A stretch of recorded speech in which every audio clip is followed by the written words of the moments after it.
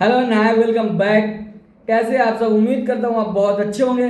मैं हूँ ओएस हुसैन और स्वागत है आपका ओएस लर्निंग प्लेटफॉर्म में। तो दोस्तों, लास्ट क्लास में हम लोगों ने सीखा था कि परचेज ऑफ मशीनरी पे अगर किसी तरह का एक्सपेंस होता है तो उसको हम लोग एक्सपेंस मानेंगे या एसेट का पार्ट कंसीडर करेंगे। फिर हम लोगों ने देखा था कि अगर हम लोग जो कैश डिस्काउंट देते हैं और ट्रेड डिस्काउंट देते हैं तो उसका अकाउंटिंग ट्रीटमेंट क्या होता है। उसके बाद हम लोगों ने सीखा था कुछ इंश्योरेंस का प्रीमियम कैसे पे किया जाता है और भी बहुत सारा कुछ हम लोगों ने उस अकाउंटिंग एंट्री में सीखा था। और आज का जो हमारा टॉपिक है ये बहुत ही इंटरेस्टिंग है, बहुत ही ट्रिकी भी है। ये है आज का जो एक है पहला बैड डेट और दूसरा है ओपनिंग जर्नल एंट्री। तो दोस्तों, बैड डेट किसे कहते हैं? बैड डेट का मतलब है आपने जो भी अपने कस्टमर को सेल किया उस पर पैसा की रिकवरी ना हो पाना। जैसे आपने अपने कस्टमर को माल बेचा 1 लाख रुपए का, बट वो कस्टमर जो है आपको 1 लाख रुपया दे ही ना, तो ये क्या होगा?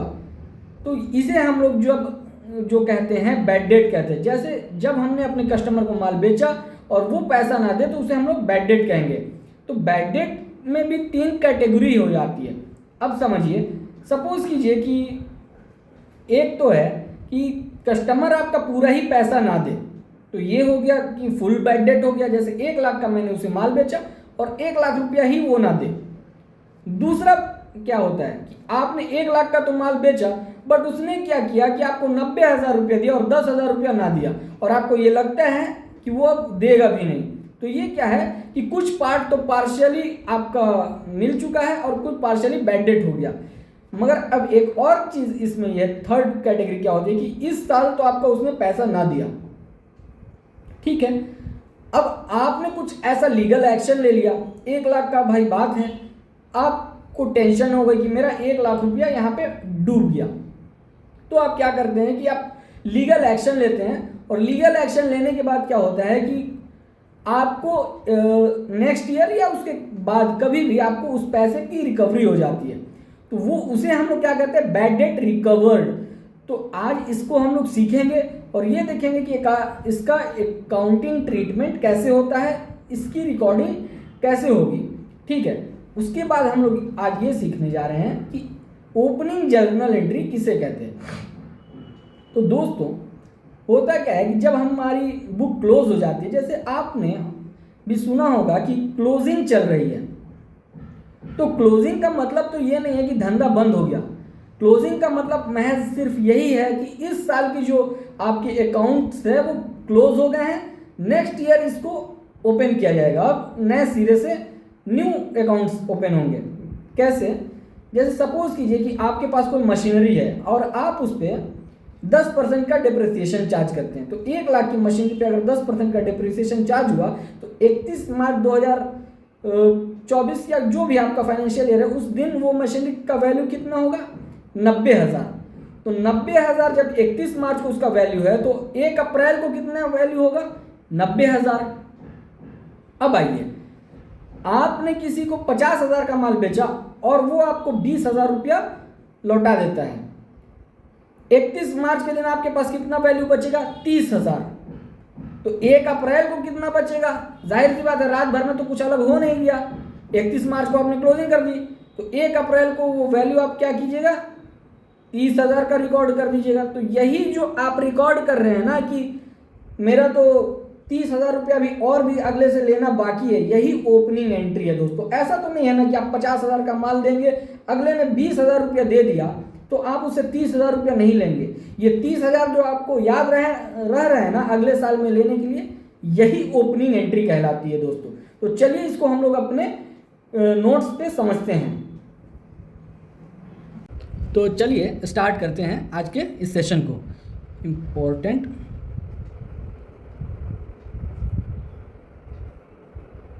पॉइंट्स। पहला जो है मेरा ये है बैड डेट। बैड डेट्स जो है, बैड डेट्स की जो एंट्री होती है वो क्या होती है? बैड डेट्स की जो एंट्री है आपके पास ये है bad account debit to debtor. Debtor वो होता है जिसको हम लोग माल उधार पे बेचते हैं, डेटर। ठीक है,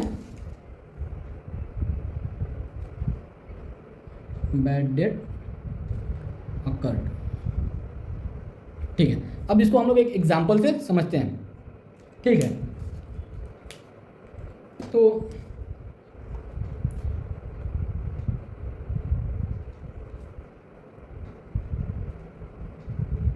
amount due from X, now bad debts,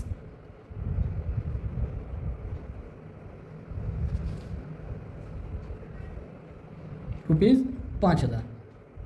5,000 जो लेना था हमें X से, वो अब बैड डेट हो गया। इसकी एंट्री क्या होगी? 5,000 आपका बैड डेट क्या है? लॉस है, और लॉस को नॉमिनल अकाउंट में क्या करते हैं? Debit. All expenses and losses are debited, तो bad debt account debit,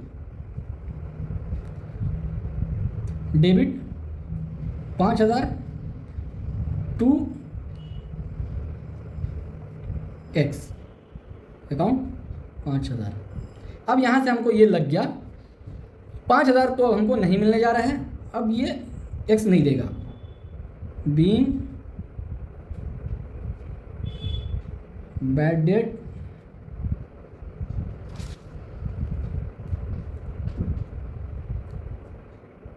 occurred. ठीक है, ये हो गई हमारी पहली एंट्री। जब हमें ये लगा कि मैंने माल तो इसको बेच दिया है बट इससे पैसा मुझे नहीं मिलेगा, तो दूसरी एंट्री अब क्या होगी कि अगर ये रिकवर हो जाए तो क्या होगा? ऐसा भी तो हो सकता है ना कि अगर ये पैसा हमें रिकवर हो जाए, मैंने कुछ लीगल एक्शन लिया और ये पैसा हमको रिकवर हो जाए, तो क्या होगा?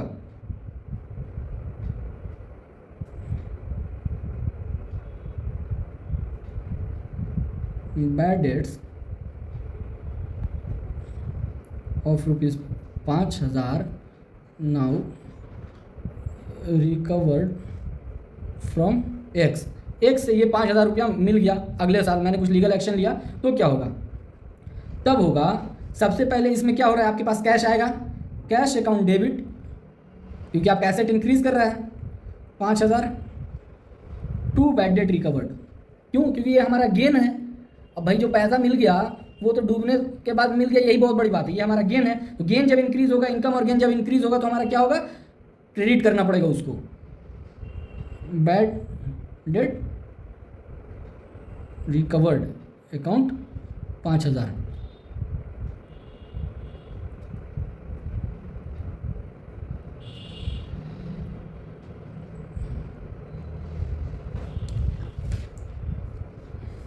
ये हो गया आपका दूसरा एग्जाम्पल। और अब समझिए कि एक नए एग्जाम्पल से एक नई एंट्री को समझिए। सपोज कीजिए कि 5,000 का तो आपने माल बेचा, मगर इसमें क्या होता है कि आपको 2,000 तो मिल जाता है और 3,000 रुपया नहीं मिलता है, 3,000 रुपया बैड डेट हो गया। तो उसकी एंट्री अब कैसे होगी?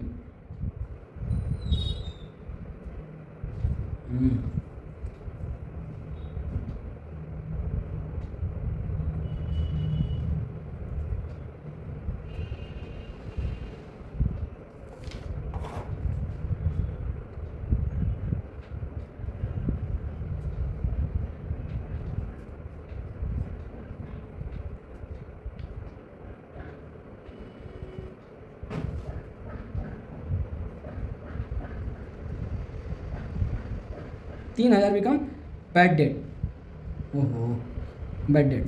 ठीक है, अब इसकी एंट्री जो होगी, इसमें अब देखिए आपके पास हो क्या रहा है, इस पूरे केस को समझिए कि सबसे पहले तो ये आपको 2,000 रुपया दे रहा है, तो 2,000 रुपया को डेबिट कर दीजिए। क्यों? कैश डेबिट हो जाएगा 2,000 से, क्योंकि आपका एसेट इंक्रीज कर रहा है। बैड डेट आपका लॉस है, तो बैड डेट आपका कितना हो रहा है? 3,000 रुपया। तो 3,000 रुपया जो है आपका लॉस है, और एक्सपेंस और लॉस जब इंक्रीज करता है तो हम क्या करते हैं? उसको डेबिट करते हैं। तो bad debt account debit 3,000 to X account 5,000।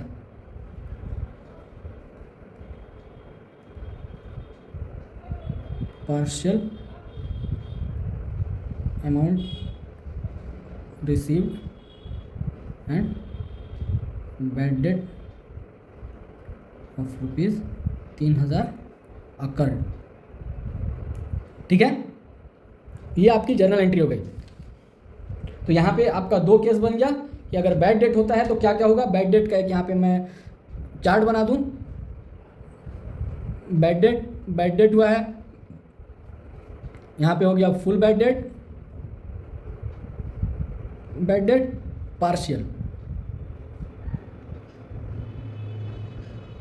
Partially इसका बैड डेट हुआ। अगर आपका पूरा ही पैसा डूब गया तो bad debt account debit to debtor, जिस डेटर से आपका पैसा गया है। अगर पार्शियल हुआ है तो जितना रुपया आपको मिला है तो यहाँ पे कर दीजिएगा cash account debit, bad debt account debit to debtor account. ये हो गया आपको बैड डेट पूरा कंप्लीट। अब आइए हम लोग आते हैं जर्नल एंट्री पे, ओपनिंग जर्नल एंट्री पे। ओपनिंग जर्नल एंट्री किसे कहते हैं? तो ओपनिंग जर्नल एंट्री का तो मैंने आपको बता दिया है, journal entry. Opening journal entry में क्या होता है कि जब बुक क्लोज हो जाती है उसके बाद जब हम लोग अगले साल वहाँ से कुछ बैलेंस को लेते हैं तो हम लोग ओपनिंग एंट्री डालते हैं। मगर याद रहे इसमें जो होगा सिर्फ और सिर्फ पर्सनल अकाउंट और रियल अकाउंट के बैलेंस की हम लोग ओपनिंग एंट्री करते हैं, नॉमिनल अकाउंट की नहीं करते। क्यों? क्योंकि वहाँ पे प्रॉफिट एंड लॉस में वो चला जाता है। ठीक है, तो सिर्फ जो ओपनिंग एंट्री होगी वो आपको होगी पर्सनल अकाउंट की और रियल अकाउंट की। ये एंट्री कहाँ से आती है? बैलेंस शीट से। सपोज कीजिए कि ये आपकी बैलेंस शीट है, ये आपको अभी हो सकता है कि थोड़ा सा ना समझ में आए, घबराइएगा नहीं। ये आपको मैं लेजर जब बता दूंगा उसके बाद बताऊंगा तो ये आपको ज़्यादा समझ में आएगी, खास करके कब? जब फाइनल अकाउंट आप बना लेंगे। ये अभी बस इतना समझ लीजिए कि ये बैलेंस शीट है और ये साल के एंड में बनती है और इसी में सारा आपका एसेट्स और लायबिलिटी लिखा जाता है। तो आपकी यहाँ पे आ गया कैश अकाउंट 5000, फर्नीचर हो गया आपको, बस इतना देख लीजिए 10,000, और आपका डेटर हो गया 20,000, कैपिटल हो गया आपको 35,000, इसको कर लेते हैं 30,000, और क्रेडिटर हो गया 5,000। ये आपकी बैलेंस शीट बन गई। मैंने अकाउंटिंग के डेफिनेशन में आपको बताया था कि जो हम लोग अकाउंटिंग करते हैं वो सारे खाते का जो हिसाब रखते हैं, सारे पैसे का, वो लास्ट में जाकर के बैलेंस शीट ही बनाता है, तभी जाके हम लोग उस पर कुछ इन्फॉर्म डिसीजन लेते हैं। तो यही वो बैलेंस शीट के लिए ही सारी अकाउंटिंग होती है। तो वो इसका पूरी अकाउंटिंग यहीं पर आती है। तो यहाँ पे हो गया 35,000 और यहाँ पे हो गया 35,000। बैलेंस शीट आपकी साल के एंड में बन गई, ईयर एंड में आपकी बैलेंस शीट बन चुकी है। अब 1 अप्रैल में अगले साल क्या होगा आपको तो ये भी तो लिखना होगा ना कि अगले साल मेरे पास इतना रुपया कैश है। आप कैसे किसी को बताएंगे? क्योंकि ईयर एंड हो गया, आपने अपनी एक बुक क्लोज कर दी, तो ऐसा थोड़ी है कि आप बिजनेस भी क्लोज कर देंगे। आपको अगले साल बताना भी है कि अब मेरे पास है कितना। तो आप क्या लिखेंगे? 1 अप्रैल को ये हो गया आपका 31 मार्च, और ये आएगी एंट्री 1 अप्रैल को कि मेरे पास जी कैश है 5,000 रुपया। यहाँ पे फर्नीचर है आपका 10,000 रुपये, डेटर है 20,000 रुपया। इसमें कहीं भी देखिए नॉमिनल अकाउंट नहीं है, एक्सपेंस, लॉस, इनकम, गेन की बात नहीं हो रही है। क्यों? क्योंकि जर्नल एंट्री जो आएगी सिर्फ और सिर्फ जो बनती है रियल और पर्सनल अकाउंट की ही ओपनिंग एंट्री बनती है, और जो नॉमिनल अकाउंट होता है 1 साल के लिए बनता है। तो यहाँ पे क्या है? 2 कैपिटल अकाउंट 30,000 और 2 क्रेडिटर अकाउंट। हम लोगों ने इसे क्यों बनाया? तो हम लोगों ने सिर्फ और सिर्फ इसे इसीलिए बनाया कि पिछले साल का जो हिसाब है उसमें से जो हमारे पास कैश बचा हुआ 5,000 है इस साल में, फर्नीचर जो बचा हुआ 10,000 का है इस साल में, डेटर जो हमारे पास बचा हुआ इस साल में 20,000 का बचा हुआ, कैपिटल जो इस साल हमारी है 30,000 है, और क्रेडिटर जो हमारा 5,000 है। बस इसीलिए हम लोग ओपनिंग जर्नल एंट्री बनाते हैं, ताकि हमारा जो पिछले साल से जो बैलेंस बचा है वो इस साल में कितना कितना आया ये पता चल जाए। यही ओपनिंग एंट्री होती है।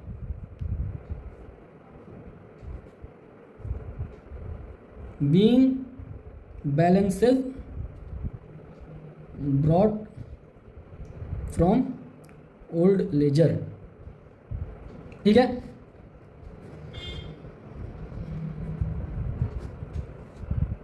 तो ये है आपकी journal entry, opening journal entry. दोस्तों आज की क्लास में हम लोगों ने बैड डेट्स और ओपनिंग जर्नल एंट्री को समझा। और बैड डेट्स क्या होता है? जो हम लोग माल बेचते हैं और उस पर अगर हमको पैसा ना मिले तो उसे हम लोग बैड डेट कहते हैं। बैड डेट की 2 कैटेगरी है, या आप मान लीजिए 3 भी कह सकते हैं। बैड डेट में एक तो है कि आपका फुल बैड डेट हो गया, 1 रुपये भी हासिल वसूलना मिला। दूसरा ये है कि कुछ पैसा मिला और कुछ पैसा ना मिला, जैसे 1 लाख में 50,000 मिल गया और 50,000 ना मिला। तीसरा ये है आपने कुछ लीगल एक्शन लिया, उसके बाद फिर वो पैसा मिला, तो इसे हम लोग बैड डेट रिकवर्ड कहते हैं। ठीक है, अभी उसके बाद हम लोगों ने सीखा कि ओपनिंग जर्नल एंट्री किसे कहते हैं। तो ओपनिंग जर्नल एंट्री जो होती है, हम लोग पिछले साल कुछ जो ट्रांजैक्शन को रिकॉर्ड करते हैं और लास्ट में हमारे कुछ ट्रांजैक्शन के क्लोजिंग बैलेंस बच जाते हैं। जैसे कैश आपके पास कुछ बचा हुआ होगा, जो जैसे 5-10 हज़ार रुपया वो बचा होगा, किसी से आपको पैसा लेना बाकी होगा, लास्ट साल में 31 मार्च को लेना बाकी होगा, आपने पूरा रिकवरी नहीं किया होगा। ठीक है, तो ये चीज़ होता है। तो और आपके पास कुछ एसेट होंगे जिनकी वैल्यू अभी भी बची हुई होगी, तो इन सारी चीज़ों को हम लोग इस साल में जब लाते हैं तो हम लोग क्या कहते हैं कि ये हमारी ओपनिंग जर्नल एंट्री है। ये हम लोग इस साल में इसलिए लाते हैं ताकि हमको पता चले कि इस साल हमारे पास क्या क्या है। जैसे 5,000 कैश जो 31 मार्च को हम बता रहे थे कि इस साल हमारा 5,000 कैश बचा है, तो हम लोग नए साल में क्या करेंगे कि हमको ये पता रहे कि इस साल हमारे पास 5,000 रुपया पिछले साल से आया हुआ, फिर पिछले साल से जो डेटर हमारे पास कुछ रुपए का था वो इतना रुपये का बच गया। तो ये सारी चीज़ों को हम लोगों ने सीखा। तो चलिए आज की क्लास को यहीं पर ख़त्म करते हैं। आप अपने नोट्स बनाते रहिए, रिवीजन करते रहिए। हाँ, और एक चीज़ मैं बता दूं दोस्तों, कल की क्लास में हम लोग जीएसटी के बारे में सीखेंगे। आपके सिलेबस में कितना जीएसटी है, उसके बेसिस पे ट्रांजैक्शन को कैसे रिकॉर्ड करते हैं, ये सारी चीज़ें कल हम लोग सीखेंगे। उसके बाद जो है नेक्स्ट क्लास से प्रैक्टिकल क्वेश्चन को हम लोग सॉल्व करेंगे जितना ज़्यादा हो सके, ताकि आपके कॉन्सेप्ट में काफ़ी इम्प्रूवमेंट आए। ठीक है, तो आज के लिए इतना ही, मिलते हैं नेक्स्ट क्लास में। तब तक के लिए सीखते रहिए और सिखाते रहिए, क्योंकि ज्ञान बांटने से बढ़ता है। धन्यवाद।